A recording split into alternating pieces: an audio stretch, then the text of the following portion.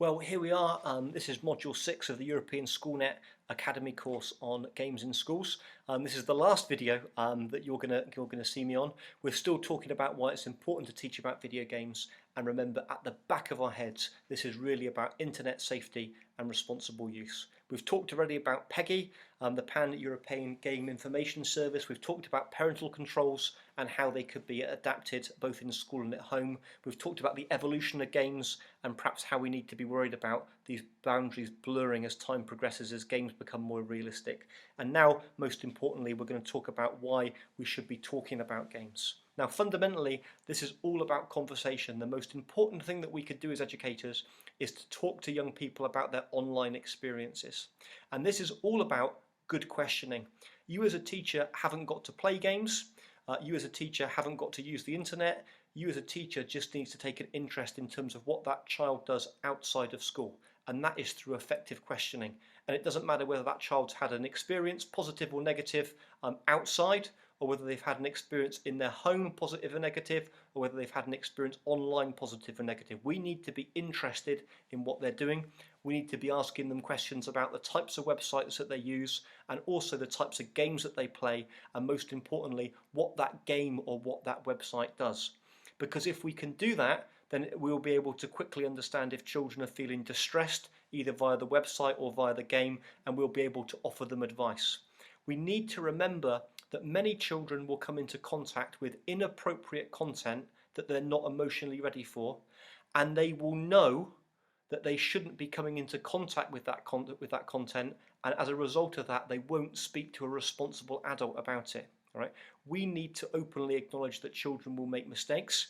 We need to openly acknowledge that no matter what systems and filtering we put in place, children will still come into contact with that content, and when they do, we need to be there as educators, and we need to be there as responsible parents to scoop them up, talk to them about them, tell them it's all right, and to offer that kind of nice and sensible advice.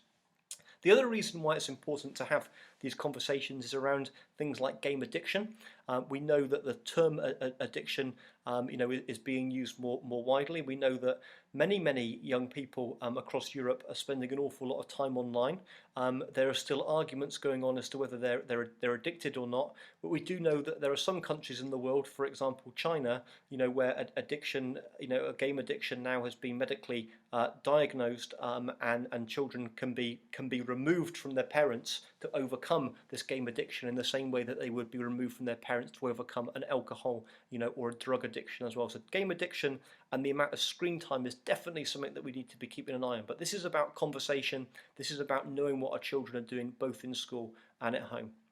And I guess the kind of final thing to us to remember is to emphasize that it's a lot more than a games console, and it's a lot more than a mobile phone, right? The purpose of the console is not just to play games. The purpose of the mobile phone is not just to phone people, right? These devices now are very powerful, right? They're very rich. They've got strong media content both inside them to be able to broadcast media, but also to be able to create media. Both games consoles, tablets and mobile phones produce video, watch video. They message both to people and away from people.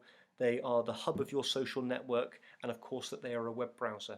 And again, I cannot emphasize enough that it's very important that we look at parental settings and responsible use on mobile phones and tablets, as well as games consoles, and as well as on normal computers as well. So there are a couple of interesting resources just to explore. We've mentioned them throughout the course. The Playful Learning Computer Games and Education book by Microsoft has got a good chapter on the end on this, and there's also the Play and Learn and Being Online that's come from the InSafe network, which is part of the UN, which is definitely also worth exploring.